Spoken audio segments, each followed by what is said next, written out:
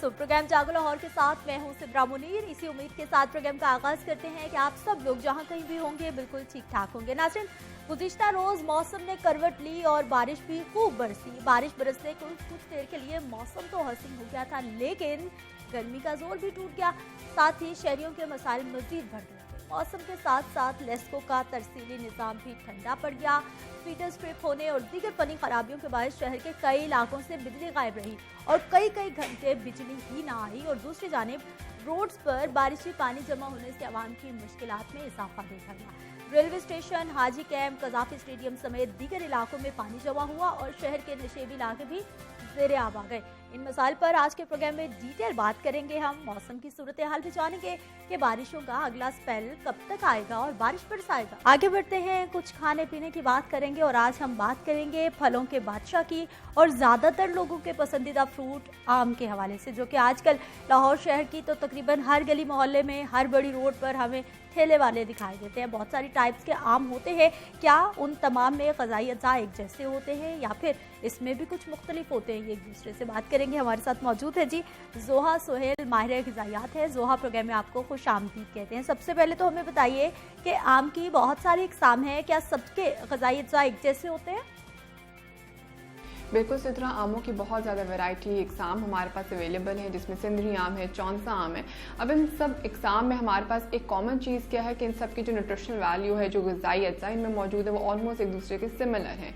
और जो point in सब में एक दूसरे से वेरी करता है वो इनका टेस्ट और फ्लेवर और इसके साथ टाइम ऑफ अवेलेबिलिटी, कि जो इकसाम जो किस्म एक वक्त में आ रही है उसके साथ दूसरी जो उसकी टाइप है वो नहीं आ रही, वो कुछ वक्त बाद आ रही है। तो इन सब में जो न्यूट्रिएंट्स हैं वो ऑलमोस्ट सिमिलर हैं, लेकिन टाइम ऑफ अवेलेबिलिटी और जो टेस्ट और फ्लेवर है वो इन सब का आपस में एक दूसरे से थोड़ा थोड़ा वेरी करता है।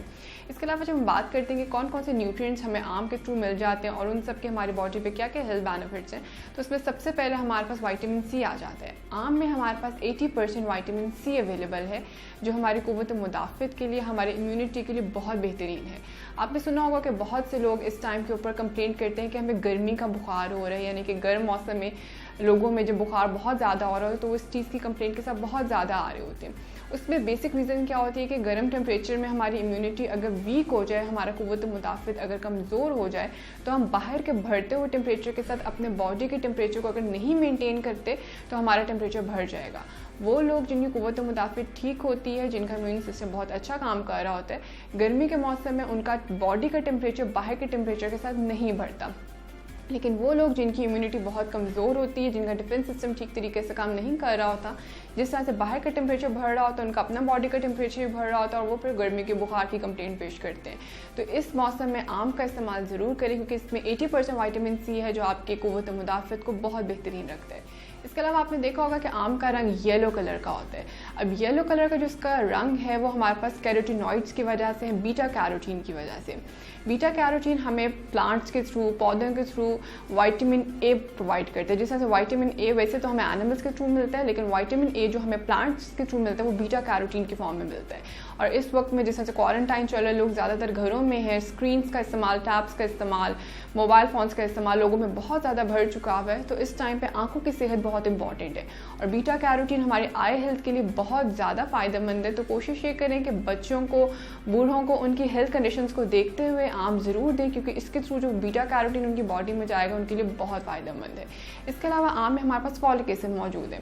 फॉलिक एसिड प्रेगनेंसी के दौरान फीमेल्स के लिए बहुत इंपॉर्टेंट है। तो अगर वो फॉलिक एसिड नेचुरल फलों के फॉर्म में लेती है तो उनके लिए बहुत फ़ायदेमंद है, क्योंकि फॉलिक एसिड अगर फीमेल्स कंज्यूम नहीं करती तो बच्चों में बहुत ज़्यादा स्पाइनल कॉर्ड के डिसऑर्डर्स, ब्रेन रिलेटेड डिसऑर्डर्स आ रहे होते हैं।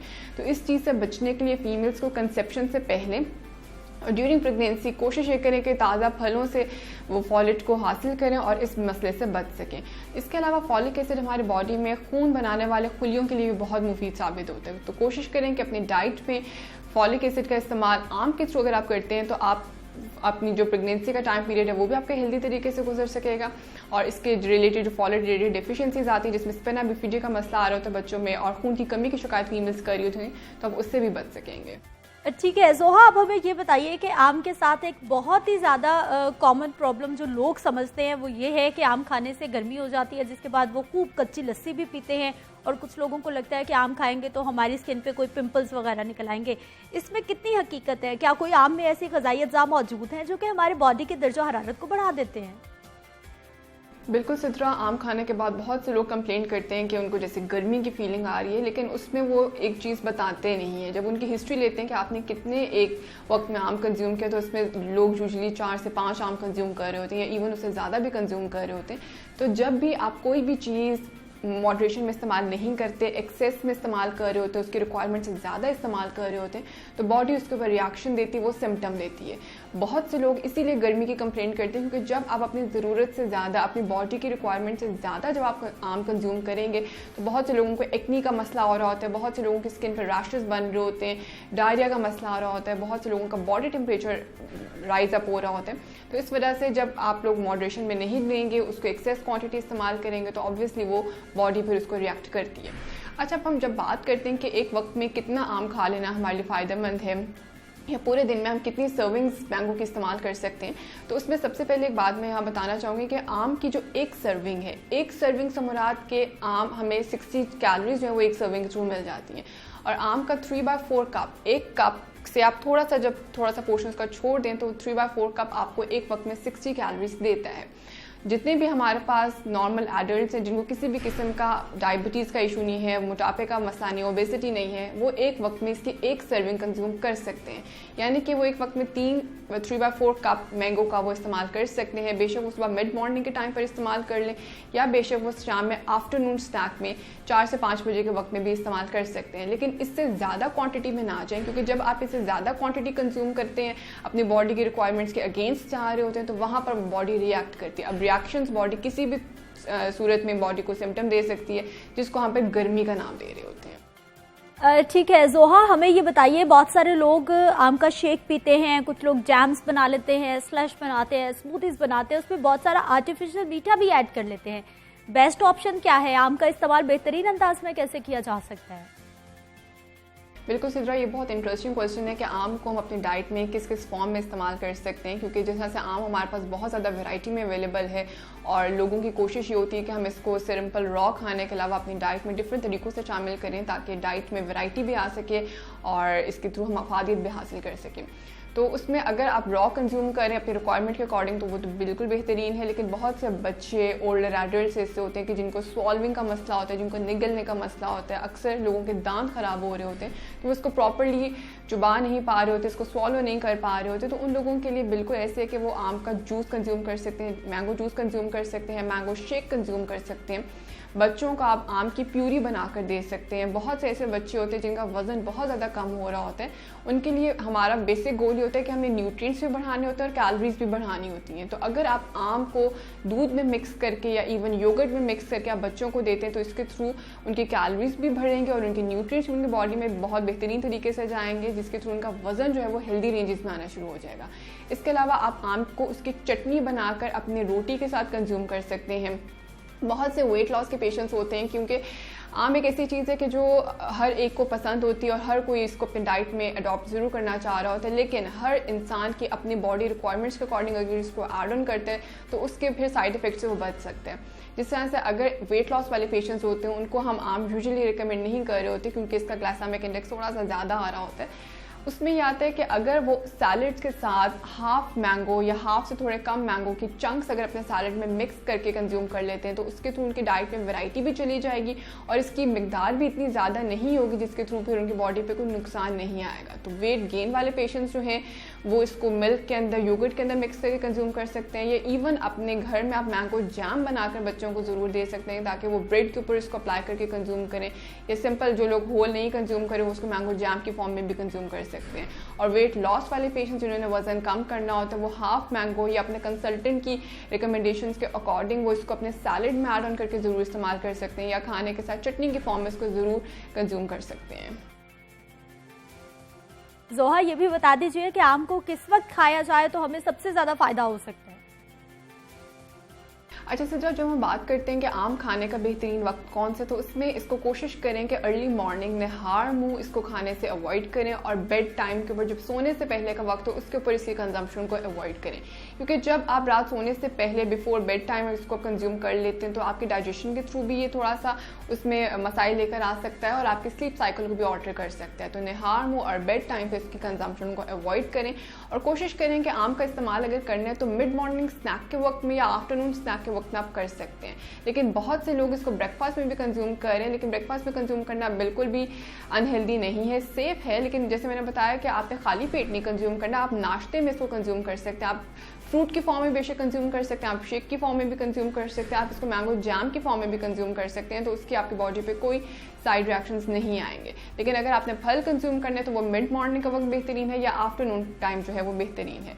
और जो एडोलेसेंट्स हैं उनके लिए जब इसकी क्वांटिटी के बारे में बात करते हैं कि जो नॉर्मल जो हमारे पास टीन एजर्स आ रहे होते हैं, एडोलेसेंट्स आ रहे होते हैं, वो एक वक्त में कितना आम कंज्यूम करें तो उनके लिए ज़्यादा फ़ायदेमंद है। तो एडोलेसेंट्स इसकी एक वक्त में 2 सर्विंग्स कंज्यूम कर सकते हैं, यानी कि वो 1.5 कप या 2 कप्स तक मैंगो एक वक्त में कंज्यूम कर सकते हैं। इससे उनकी बॉडी पे कोई जो रिएक्शंस हैं वो शो नहीं होंगे। लेकिन जो लोग जो किसी हेल्थ कंडीशन के अंदर है या जिनकी एज जो है वो अबव 60 आ रही होती है, वो अपने कंसल्टेंट की रिकमेंडेशंस के अकॉर्डिंग आम की क्वांटिटी अपने डाइट में एडजस्ट करें और इसको रात सोने से पहले और सुबह निहार मुँह खाने से अवॉइड करें।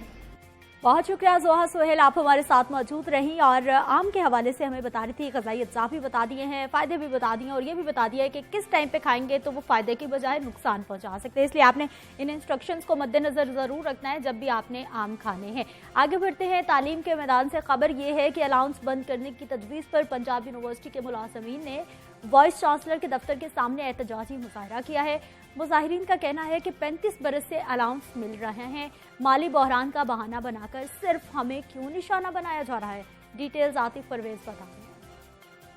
इदारों में काम करने वालों को मसाइल का सामना, जामिया पंजाब के मुलाजमीन के अलाउंस बंद करने की तजवीज़, मुख्तलिफ एसोसिएशन के ओहदेदार और मुलाजमीन सरापा एहतजाज। ज्वाइंट एक्शन कमेटी ने पंजाब यूनिवर्सिटी में मुजाहरा किया। मुजाहिरीन वीसी ऑफिस के सामने जमा होकर नारेबाजी करते रहे। मुलाजमीन ने कहा कि 35 बरस से अलाउंस मिल रहे हैं, माली बहरान का बहाना बनाकर सिर्फ हमें तंग किया जा रहा है। लोग जो है ना सैकड़ों की तादाद में हमारी कॉल पे आए हैं। हमने रात उनको 9 बजे कॉल दी है, सुबह लोग पहुंच गए हैं। ये तो अभी कुछ भी नहीं था। इंशाल्लाह हम अपने हक को नहीं मारने देंगे। जो डी क्लास हैं, जो कोरोना से सबसे ज़्यादा मुतासर हुए हैं, उन लोगों का जो यहाँ से मुलाजमत के बाद रक्षा पार्ट टाइम जॉब करते थे, उनकी कटौती करना नाइंसाफ़ी की बात है। इंतजामिया की जानिब से यकीन दहानी करवाए जाने पर मुजाहिरीन पुरअमन तौर पर मुंतशिर हो गए। कैमरामैन हाफिज अजीम के साथ आतिफ परवेज, लाहौर न्यूज़। नाज़रीन, यूनिवर्सिटी मुलाजमीन के मसाइल आपने जान लिए। आपके मसाइल पे बात करेंगे एक ब्रेक के बाद।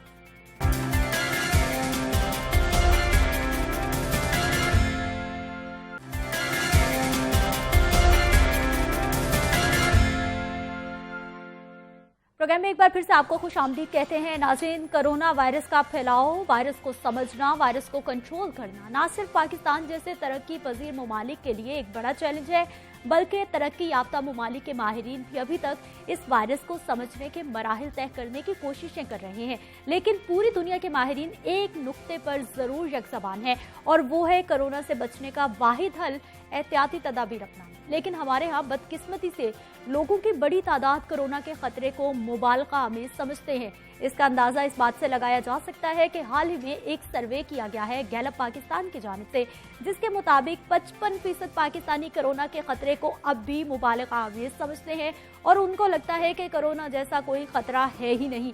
और ये वही लोग हैं जो एहतियाती तदाबीर भी नहीं अपना रहे, मास्क का इस्तेमाल नहीं कर रहे, घरों में दावतें भी कर रहे हैं, अफरादी फासले का ख्याल नहीं रख रहे और अपने साथ साथ दूसरों की जिंदगियों के लिए भी खतरा बन रहे हैं। ताहम गैलप सर्वे के मुताबिक मई के बाद इस सोच में थोड़ी कमी देखने को मिली है, जबकि कोरोना वबा को डील करने के हवाले से कुछ लोगों ने हुकूमत पर अदम एतमाद का इजहार किया है।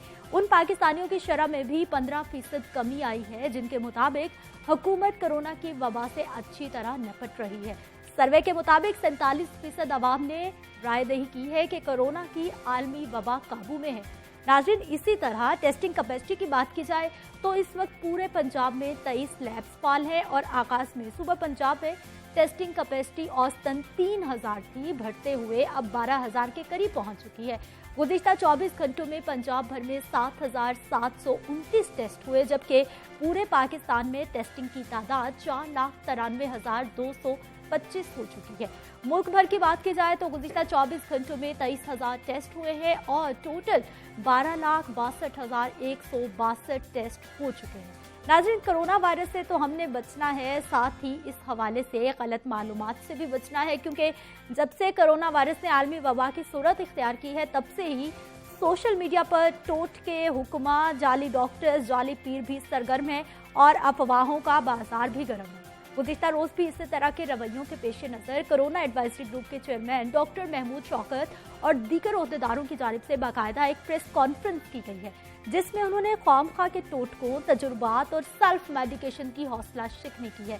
साथ ही अच्छी जिंदगी के लिए मतवाजन और सेहतमंद ग़िज़ा का मशवरा भी दिया है। एडवाइजरी ग्रुप की जानिब से ये भी बताया गया है कि पंजाब में टेस्टिंग की तादाद 11,000 से कम करके यौमिया 9,000 कर दी गई है। कोरोना वायरस नाक, कान या आंख से भी दाखिल हो सकता है, इसीलिए मुंह को छूने से मना किया जा रहा है। माहिरीन ने 6 फीट के फासले और मास्क के इस्तेमाल को बेहतरीन एहतियाती तदाबीर करार दे दिया है। इन्हीं मामलात पर बात करनी है। मेरे साथ मौजूद हैं जी डॉक्टर असद असलम साहब है, CEO हैं आप न्यू अस्पताल के, कोरोना एडवाइजरी ग्रुप के मेंबर भी हैं। इस प्रोग्राम में आपको खुश आमदीद कहते हैं।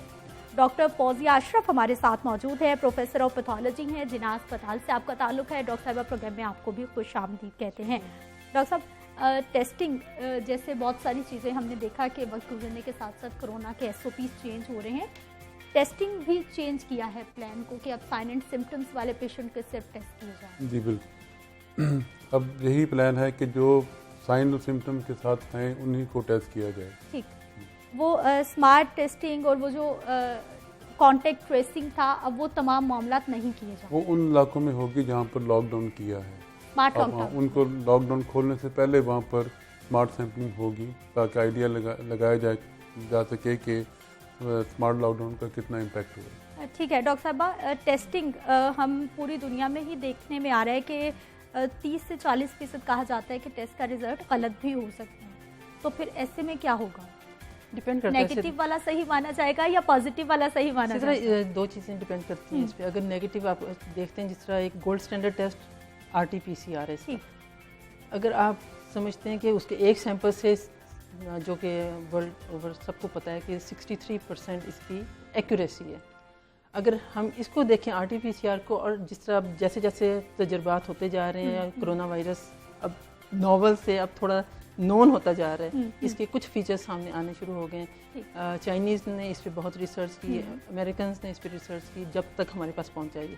अब उसके साथ अगर हम एंटीबॉडी टेस्टिंग डाल लें तो आप काफ़ी हद तक कह सकते हैं कि जिस ऐसे टेस्ट, एंटीबॉडी टेस्ट जो कि पॉजिटिव पेशेंट्स PCR पे पॉजिटिव थे, उनकी एंटीबॉडी भी पॉजिटिव है, उनको आप श्योरिटी से कह सकते हैं they have contracted the infection, उनके पास इन्फेक्शन हुआ, वो रिकवर करके, डिपेंड करता है कौन सी IgG पॉजिटिव है या IgM पॉजिटिव।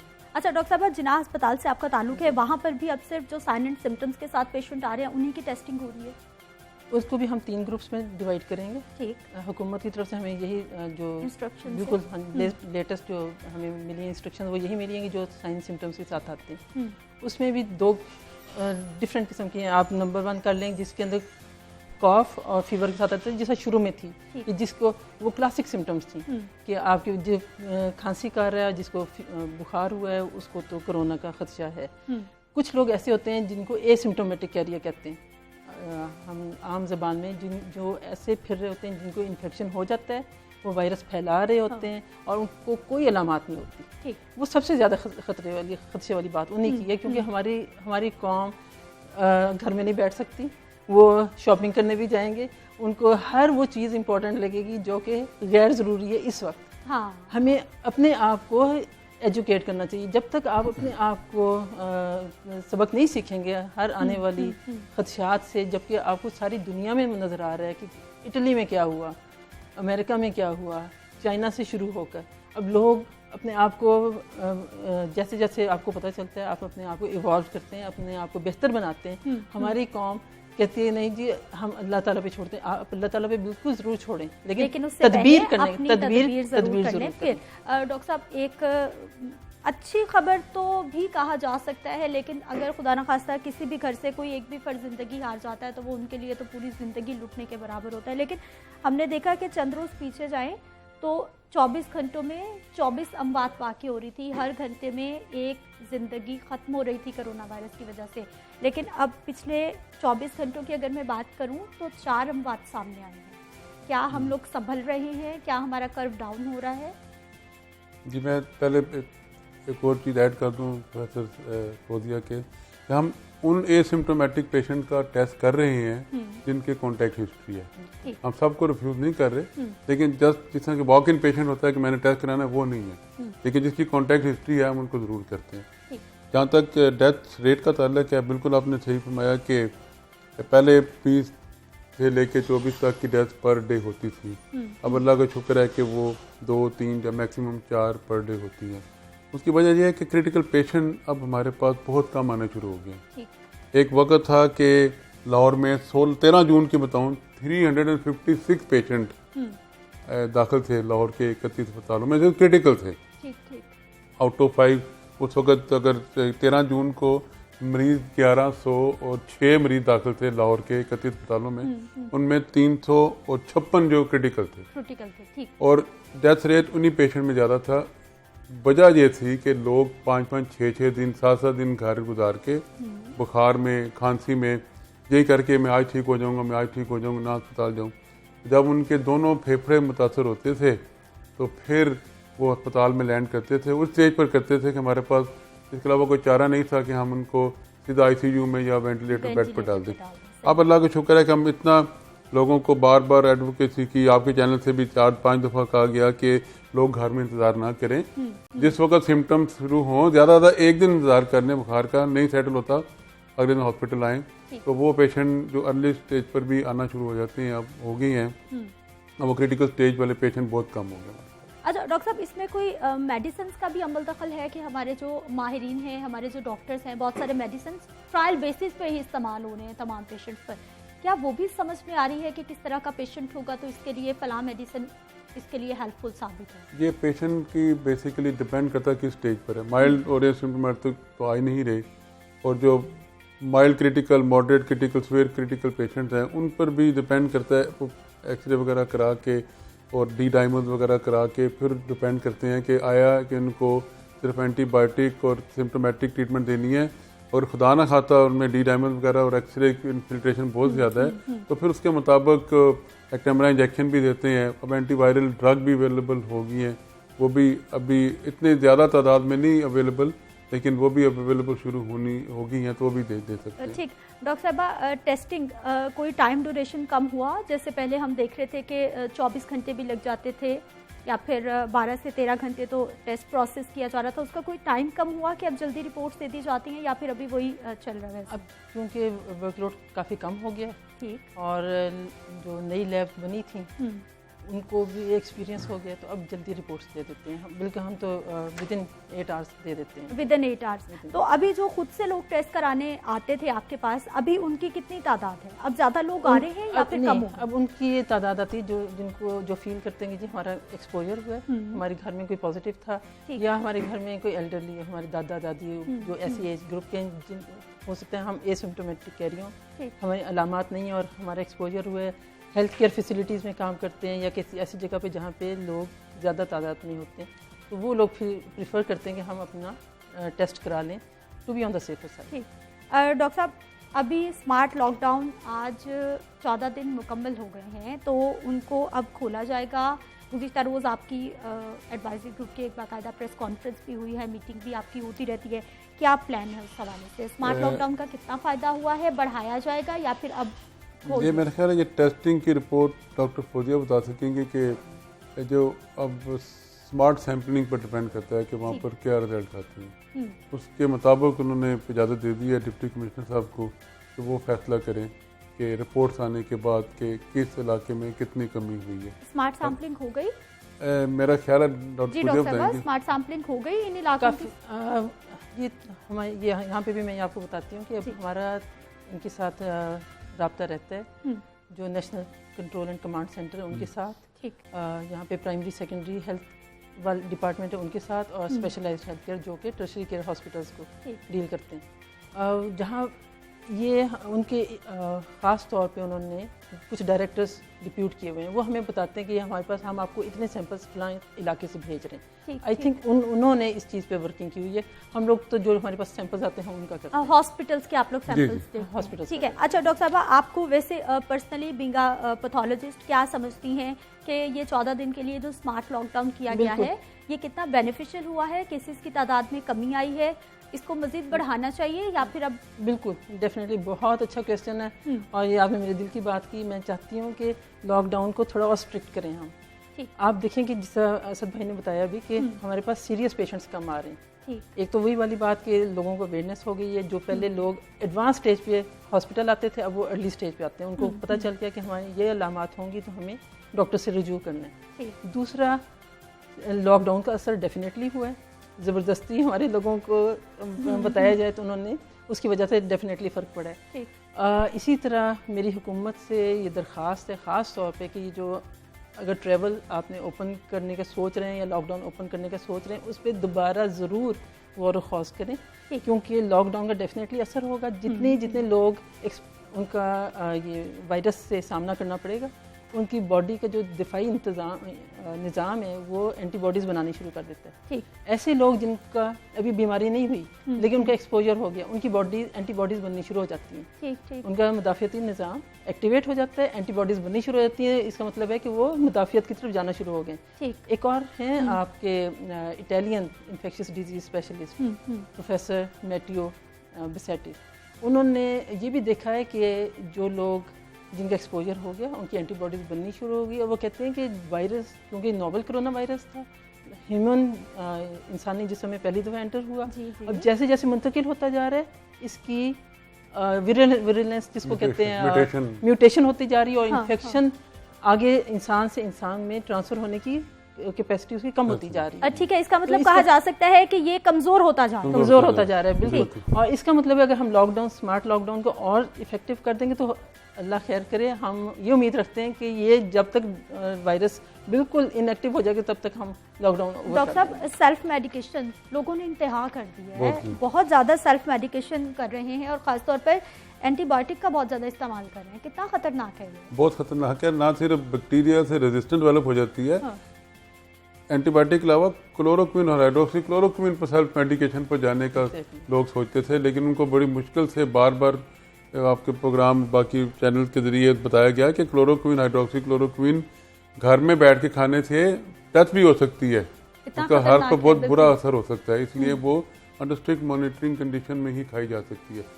घर बैठे एंटीबायोटिक खा लें, आप उस बैक्टीरिया को रेजिस्टेंट डेवलप हो जाएगी। तो बहुत ही गलत ये प्रैक्टिस है कि आप सेल्फ मेडिकेशन करें। अच्छा डॉक्टर साहब, फिर एंटीबायोटिक का एक लोगों में ये भी रुझान है कि डॉक्टर्स तो बताते हैं कि प्रॉपर उसका कोर्स है, इतने दिन के लिए आपने इतने टाइम ये ज़रूर इस्तेमाल करनी है, तो फिर ये आपके लिए फ़ायदेमंद होगा। लोग 1 से 2 दिन इस्तेमाल करते हैं, जैसे तबीयत थोड़ी सी बेहतर होती है उसके बाद उसको छोड़ देते हैं, क्या उसका भी नुकसान होता है? बहुत नुकसान होता है। मिनिमम 3 डेज रिकमेंडेड है एंटीबायोटिक के लिए, 3 दिन से कम तो करनी नहीं चाहिए, और 5 to 7 डेज कम से कम एंटीबायोटिक इस्तेमाल करनी चाहिए, ताकि आपके जिस्म में जो जरासीम है उसको पूरी तरह वो उसे ख़त्म कर सके। ठीक। डॉक्टर साहब, ये सना मक्की का भी हमने सुना कि जो हमारे ग़िज़ाई अज्जा हैं उनमें कुछ ना कुछ फ़ायदा तो अल्लाह ताला की तरफ से हर चीज़ में मौजूद है, लेकिन ऐसा नहीं है कि फौरी तौर पे आपको किसी बीमारी से वो क्योर कर दे या फिर आपको बीमारी से बचा ले। मेरा नहीं ख्याल ऐसे ही। जिस तरह कि कल कोरोना एडवाइजरी ग्रुप ने भी बताया कि ये टोटके कोई इनकी साइंटिफिक वैल्यू नहीं है, तो इसलिए इस्तेमाल करने, अब कई लोगों ने किया तो उनका पेट खराब हो गया, मतलब उसका और साइड इफेक्ट भी होते हैं। बेस्ट जो है ना to get rid of this disease, SOPs, face mask, social distancing, ये 2 चीज़ें अपना लें तो इस मुल्क से अगर 2 महीने बाद ख़त्म होना है तो 15 दिन बाद ख़त्म हो जाएगा। लेकिन उसके लिए ज़रूरी है कि लोग इनकी जो माहिरीन हैं उनकी बात सुने भी और माने भी।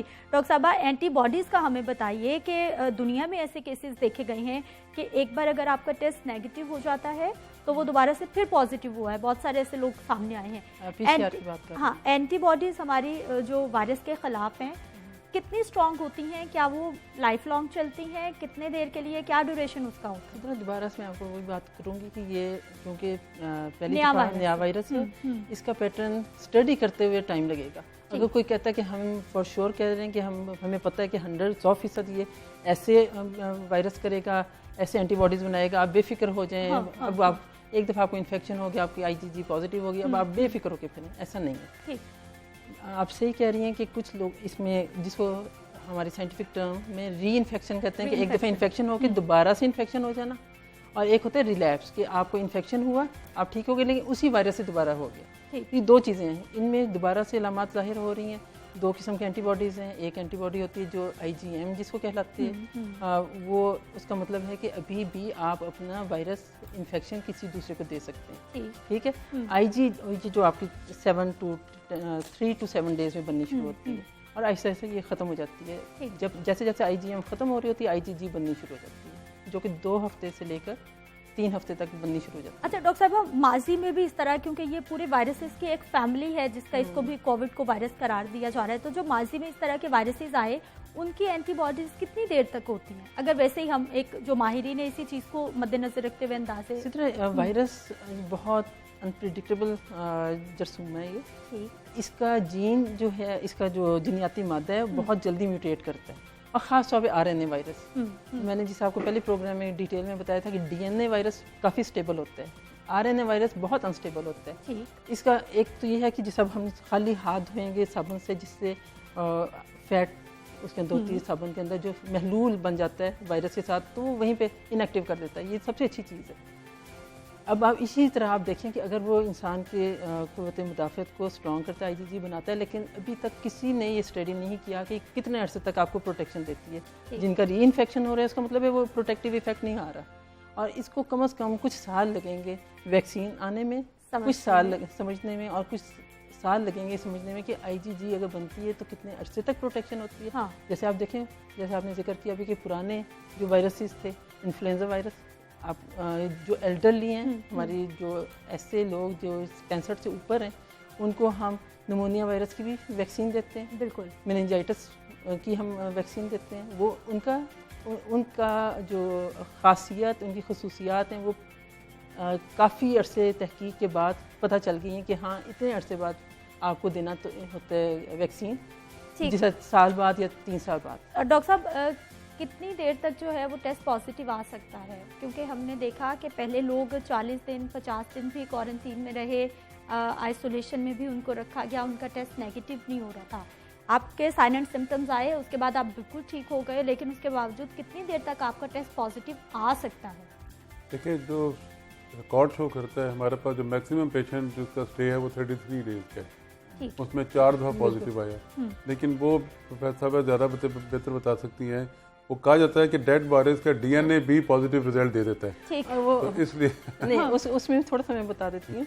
ये डिपेंड करता है कि वायरल लोड कितना है। जब आप अपना PCR टेस्ट कितना मजबूत है वायरल लोड, कि उसके जरासीम कितने हैं, ठीक, जिसे आप कहते हैं ना 1 किलो दे दो, 2 किलो दे दो, उस हिसाब से वायरस कितना ज़र्ब खा के कितनी ज़्यादा वायरस की मिकदार आपकी बॉडी के अंदर है, ठीक, उसी हिसाब से वो टाइम लेगा निकलने में। अच्छा डॉक्टर साहब, आप मुझे ये बताइए कि इस तरह के, थोड़ा मैं माजी का इसलिए हवाला आपसे चाहती हूँ कि इस तरह के जो वायरसेस हैं, जैसा कि कहा जा रहा है कि ये किसी जानवर से इंसान के अंदर दाखिल हुआ है, इसीलिए ये थोड़ा मुख्तलिफ है, तो क्या ऐसे वायरसेस इंसानों से भी जानवरों में मुंतकिल हो जाते हैं? क्योंकि आगे बकरा ईद आने वाली है। बिल्कुल बिल्कुल ऐसी स्टडीज़ हैं, क्योंकि देखिए जो वायरस ऑस्ट्रेलिया में हुई है, हाँ ऑस्ट्रेलिया में बिल्कुल इस तरह से हुआ है, जो वायरस जानवरों से इंसानों में मुंतकिल हो जाता है, उसमें म्यूटेशन हुई है ना, इसमें आपकी जिस एक सीढ़ी होती है, उसके एक पोर्शन होते हैं, एक पोर्शन निकल जाता है तो दूसरा आ जाता है, बिल्कुल ठीक है। इसी तरह जब जानवर से ये वाला जीन आया इंसानों में,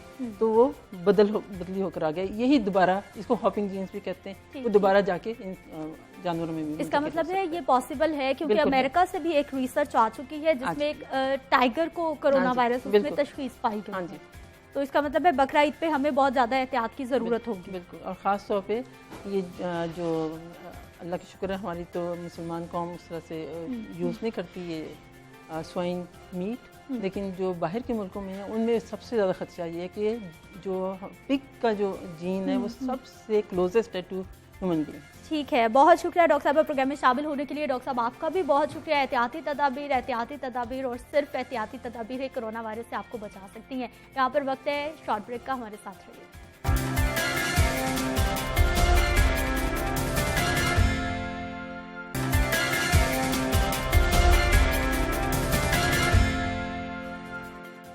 प्रोग्राम में एक बार फिर से आपको खुश आमदीद कहते हैं। नाज़रीन, कुछ बात करेंगे। लोग घरों में हैं, बच्चों की स्कूल से छुट्टियां हैं और माएँ परेशान हैं कि इस दौरान बच्चों को बिगड़ने से भी बचाना है। हर वक्त उनको टीवी नहीं देखने देना, हर वक्त उनको कार्टून्स और वीडियो गेम्स नहीं खेलने देनी, बल्कि उनको पढ़ाना भी है। क्योंकि क्वारंटीन में समाजी फासला रखते हुए, लोगों से दूरी इख्तियार करते हुए बहुत सारे लोगों ने बच्चों को ट्यूशन्स भी नहीं भेज रहे, या फिर जो ट्यूशन की मैम्स घर आती थी उनको भी छुट्टी दे रखी है। तो ऐसे में वालिदैन क्या कर सकते हैं, किस तरह बच्चों की घर में स्कूलिंग की जा सकती है, बेस्ट ऑप्शन क्या है, बच्चों की पूरे दिन की रूटीन क्या होनी चाहिए, इसी पे हमने बात करनी है। हमारे साथ मौजूद हैं जी अशफा कामरान साहिबा, मोटिवेशनल स्पीकर हैं। प्रोग्राम में आपको खुश आमदीद कहते हैं। अशफा, बच्चे घर के फूल आंगन की रौनक होते हैं, लेकिन साथ साथ तंग बहुत करते हैं। आजकल माएँ बहुत परेशान है, और स्पेशली दुआएं करेंगे कि स्कूल खुल जाए। Thank you so much. और ये बड़ा सेंसिटिव सा टॉपिक है आजकल, स्पेशली पेरेंट्स जो बेचारे घरों में बंद हैं और वो, लेकिन अच्छा मैं इसको बड़ा पॉजिटिव देखती हूँ कि आपने देखा होगा हम बहुत माएँ बहुत कहती थी टाइम नहीं है बच्चों के पास, एक रूटीन सी बनी हुई थी, एक लाइक रोबोटिंग थी कि स्कूल गए आए, मौलवी साहब आ गए, ट्यूटरिंग आ गई और बच्चे 9 बजे सो गए। आई थिंक मुझे लगता है माँ बाप के पास एक बहुत अच्छा टाइम है टू कनेक्ट। इतना टाइम हो गया है कि माँ बाप परेशान हो गए कि हमें इतना टाइम भी नहीं चाहिए था। नहीं, मुझे लगता है कि बच्चों को ना स्केड्यूलिंग दें ना बच्चों की। अब वो आपका सवाल है वो कैसे दें, उसके लिए जाहिरी बात है कि हम ना पाकिस्तान में, हमारे कल्चर है कि हम माँ से एक्सपेक्ट कर रहे होते हैं हर चीज़ माँ करे, माँ ने ये करना है। आई थिंक पेरेंट्स को ना मिल के उनकी एक तो कनेक्टिविटी ऐसे करें घर में कि वो जो बहन भाई है ना सब मिल के एक दूसरे से करें, काम करें, पढ़ाई। और हमारे यहाँ ना एक आपने भी कहा कि टीचर्स या हमने ना इसको होम स्कूलिंग को एक टीचिंग में कर लिया कि होम स्कूलिंग का मकसद ये नहीं है कि आपने सिर्फ उनमें किताबें खोलनी और बिठा नहीं, आपको प्रॉपर उसकी तरबियत का बच्चों की मौका मिल रहा उसकी पूरी तरबियत कीजिए। उनको इतनी चीजें जो आप शायद सिखा नहीं पाते। मैं बहुत दफा सोचती थी अपने जब बच्चे छोटे थे, अच्छा मैं ये भी करना चाहती हूँ लेकिन वो टाइम ही नहीं होता था। आप इसके अंदर ना उनको सोशल स्किल्स सिखाएं, उनकी पर्सनैलिटी ग्रूमिंग करें। लेकिन हमारे वालिदैन का प्रॉब्लम ये इस मुल्क में, हम तालीम को ना सिर्फ एक स्कूल की हद तक रखना चाहते हैं और उससे बाहर बच्चों को नहीं। अच्छा, वो प्रेशर्स बहुत ज्यादा हैं ग्रेड्स के। स्कूल में बच्चे के ग्रेड्स अच्छे आएंगे तो वो आगे अच्छी क्लास में, ये हमारे तालीमी निजाम का प्रेशर है जो हमारे तालीमी निजाम का प्रेशर है। और ये अनफॉर्चुनेटली सब पेरेंट्स ने उसको ग्रैब कर लिया कि एक बच्चा है वो बहुत अच्छा है तालीम में, लेकिन ग्रेड्स बहुत अच्छे, लेकिन वो डॉक्टर नहीं बनना चाह रहा, वो लेट्स से आर्टिस्ट बनना चाह रहा है। पेरेंट्स कहेंगे नहीं छोड़ो, ये तो चीजें हैं ही नहीं, कोई नहीं सकती। तो मुझे लगता है कि ये अल्लाह ताला की तरफ से ना क्वारंटीन एक बहुत अच्छी अपॉर्चुनिटी है फॉर पेरेंट्स। हम एक दूसरे को समझें। और ये देखें जो समाजी बुराइयां हो गई हैं, आप रोज सुनते हैं, इतनी प्रॉब्लम्स आ गई हैं। आई थिंक वो ये प्रॉब्लम्स पता क्या थी कि हमने ना हमारी कनेक्टिविटी एज ए पेरेंट्स नहीं थी। अब देखें हम जो घर में हैं, एक माँ, मुझे हंसी भी आती है बाज़ दफ़ा, माएँ इतनी, यू आर राइट कि माएँ are getting into high school खुलें क्या करें, आपके आसपास भी सब लोग। लेकिन आपने ये भी कहा कि ये बच्चे आंगन का फूल भी तो है ना। हम ये भी नहीं चाहेंगे कि हमारे बच्चे कहीं अल्लाह ना करे किसी ऐसी मुश्किल में आ जाए। तो हम ना पूरी एक फैमिली मिलके इसको करें, नानी नाना दादी दादा। तो हम ये जैसे हम छोटे थे तो हम सुनते थे, हमने सुनी हुई है नानी के साथ बैठ के बातें, एक वो कहते हैं ना दादी किसने कहानियां सुनाई। तो why can't we do it right now?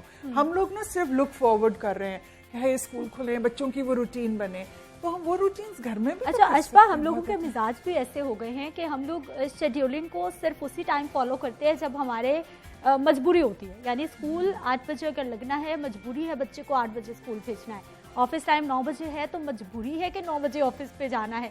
जिस दिन छुट्टी होती है हम खूब बिगड़े हुए होते हैं, कोई हमारा शेड्यूल नहीं होता। और इन क्वारंटीन की छुट्टियों में भी ऐसा ही हुआ, सारा निजाम दरहम बरहम हो गया। सारी दुनिया में देखिए वहाँ पे ना उन लोगों की इन चीज़ों के अलावा भी people used to think and do lot of things out of the box. आप बाहर देखें, मुझे ये होता है, हम जो पढ़े लिखे लोग हैं, चले हम लोग बहुत अप्रिशिएट करते हैं उनकी रूटीन्स को, लेकिन हम क्यों नहीं कर सकते, फॉलो क्यों नहीं करते? आप करें। अच्छा देखें, हमने क्वारंटीन है ना, हमें ये तो नहीं मना किया गया कि आप ये चीजें ना करें। हम बहुत सी चीजें कर सकते हैं। हमें ये भी नहीं है कि हम लॉकडाउन में घरों में हम वॉक के लिए निकले, हम बच्चों को बाहर लेके निकले। हाँ, आपने सही कहा कि सोशल डिस्टेंसिंग इम्पॉर्टेंट है, तो उसके साथ भी कर सकते हैं। लेकिन इस वक्त आई अंडरस्टैंड कि पेरेंट्स जो है ना वो शदीद एक मुश्किल में और एक कश्मकश में है कि किसी तरह स्कूल खोलें। मैं कल देख रही थी शफकत महमूद साहब का कि पेरेंट्स का एक प्रेशर आ रहा है कि स्कूल खोलें, which I think is wrong right now. कि अल्लाह ना करे कुछ प्रॉब्लम आ जाए बच्चों को, तो वो फिर आप सारी जिंदगी, वो पेरेंट्स अल्लाह ना करे जिनके बच्चों को वो एक रिग्रेट में रहेंगे कि हमने क्यों किया। तो मैं आपको ये आपके प्रोग्राम के उससे पेरेंट मदर्स को और पेरेंट्स को कहूँगी कि पूरी फैमिली कनेक्ट हो, बड़े बहन भाई छोटों को कनेक्ट, मतलब उसको कनेक्टेड रखें। तो हम लोग ना इस वक्त सिर्फ स्कूल की तरफ देख रहे हैं, है वही आपकी बात की एक मजबूरी है कि सारा दिन बच्चे भी जाएं, बच्चे चाह रहे हैं, लेकिन हम लोग ना थोड़ी सी अपनी आउटडोर एक्टिविटीज, अपनी पर्सनालिटी डेवलपमेंट, मैं समझती हूँ कि पेरेंट्स ये शुरू करेंगे, they will start enjoying their children. यानी वो तमाम चीजें जिन्हें हम रूटीन में पहले कहा करते थे, पेरेंट्स शिकायत करते कि हमारे पास टाइम नहीं है, हम लोग बहुत सारे अपने बच्चों को सिखाना चाहते हैं, टाइम और वो आपको अल्लाह ताला ने इतनी बड़ी एक सहूलत दी है, तो व्हाई नॉट आप बैठिए। और ये जो हम मोबाइल्स में बैठे रहते थे, देखिए हमारे पास एक फैमिली टाइम है। आप ये जो समाजी सोशल बुराइयां बच्चों के या ओवरऑल है, ये वो टाइम नहीं आपका क्या ख्याल है कि हम बच्चों के साथ बैठ के डिस्कस करें और उनको रूल आउट करने में हमारे लिए आसान है। लेकिन इश्वा हमारे यहाँ तो मामला उल्टे चलना शुरू हो गए हैं। वीडियो गेम्स, बच्चों का स्क्रीन टाइम इतना ज़्यादा बढ़ गया है कि जो पहले माएँ बच्चे स्कूल से आते थे तो कुछ उनके साथ खेलती थी या टाइम स्पेंड करती थी, अब ज़्यादा टाइम बच्चे स्क्रीन के सामने गुजार रहे हैं। मोबाइल का इस्तेमाल, सोशल मीडिया का इस्तेमाल खतरनाक हद तक बढ़ गया है इस क्वारंटीन के डेज में। अच्छा, मैं ये कहूँगी कि ये पेरेंटिंग के ऊपर बहुत डिपेंड करता है कि हाँ पेरेंट्स, मैं ये नहीं कह रही कि आप सख्ती करें, आप उनको ऐसी क्रिएटिविटी क्रिएट करके दें। अब ये माँ बाप का काम है ना। देखें, जो मेरी क्रिएटिविटी वो आपके यहाँ नहीं चल सकेगी, हर फैमिली का एक अपना सिस्टम है।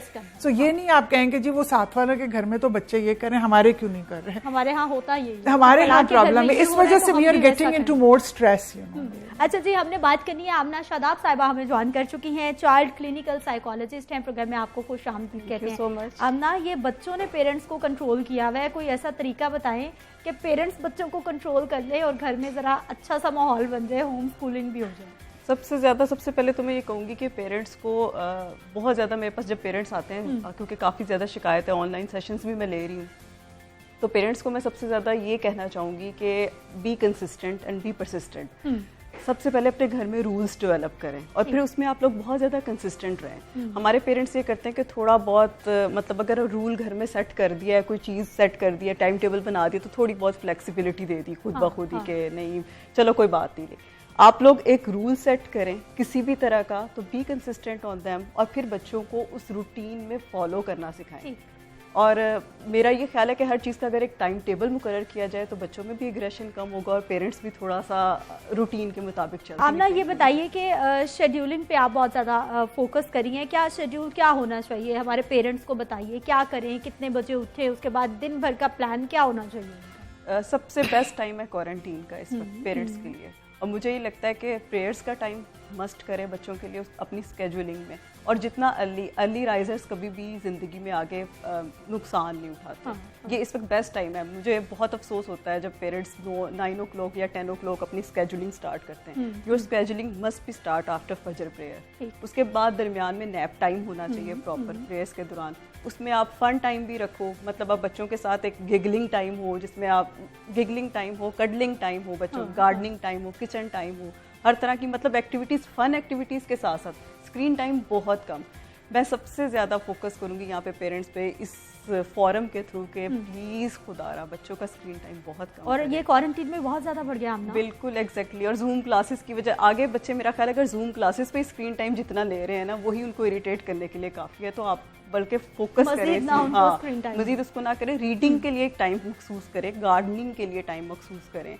मतलब there are plenty of other techniques जो बच्चों के साथ की जा सकती हैं। देयर फन एक्टिविटीज है। उनकी स्किल्स को आइडेंटिफाई करें, उनको किस चीज का शौक है। तो वो कोई भी बहुत से शौक हो सकते हैं जिसको उनको प्रमोट करें to do that and be a part of that. I mean if they like photography rather than, so मुझे ये लग रहा है थोड़ा सा हमारे मुल्क में ना एक और भी चीज हुई है कि हम क्वारंटीन को ना एक लॉकडाउन को समझे, बस हमें बंद कर दिया, घर में बाहर ताला लगा दिया, हम बाहर नहीं निकल, हाँ, लेकिन हमें ये मकसद ये कहा गया कि आप बहुत सी ऐसी चीज़ों से अवॉइड करें जो आप कर सकते हैं, लेकिन आइडेंटिफाई, जैसे कहते हैं ना, आप न्यू वेज को आइडेंटिफाई करें। हम वो नहीं कर रहे। हम लोग सब, मैं जिसको भी सुनती हूँ हर एज के, यार क्या करें, you have to create something out of it. तो लॉकडाउन डज नॉट मीन कि हमारी पर्सनालिटी को लॉकडाउन कर दिया गया। हमें लग रहा है कि हमारी पर्सनालिटी को लॉकडाउन में एक और चीज मैं ऐड करूंगी, बच्चों के लिए काम कॉर्नर बनाएं जिसमें उसके लिए प्ले डो हो, डिफरेंट एक्टिविटीज हो, कलरिंग हो, क्रेयॉन्स हो, उसमें वो बैठ के अपने आप को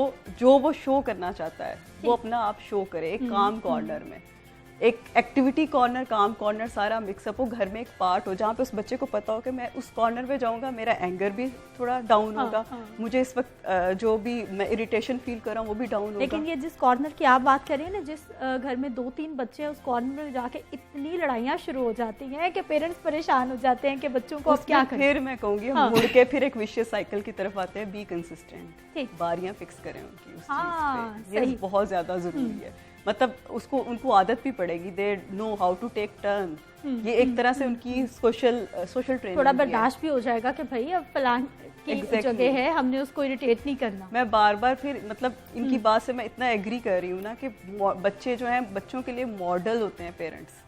अपना सबसे पहले अपनी ट्रेनिंग और अपना बिहेवियर। अच्छा, आप ना मेंटल डेवलपमेंट के लिए बच्चों के साथ क्या गेम्स खेली जा सकती हैं, किस तरह की एक्टिविटीज घर में की जा सकती हैं parents? There are plenty of techniques, like थोड़ी बहुत मैं आपको अगर उसमें शेयर करूं, एक टर्टल टेक्निक है। बच्चों को मतलब बच्चा फील कर रहा है मुझे बहुत ज़्यादा इस वक्त है, मुझे अपनी मामा की बात अच्छी नहीं लग रही बहुत ज़्यादा, तो उसको कहें कि जिस तरह टर्टल एकदम शेल के अंदर चला जाता है ना, आप बिल्कुल जस्ट लाइक आप उस तरह लेट जाओ और शेल, हाँ बिल्कुल डंब हो जाओ, और फिर उसके बाद डीप ब्रीदिंग करो।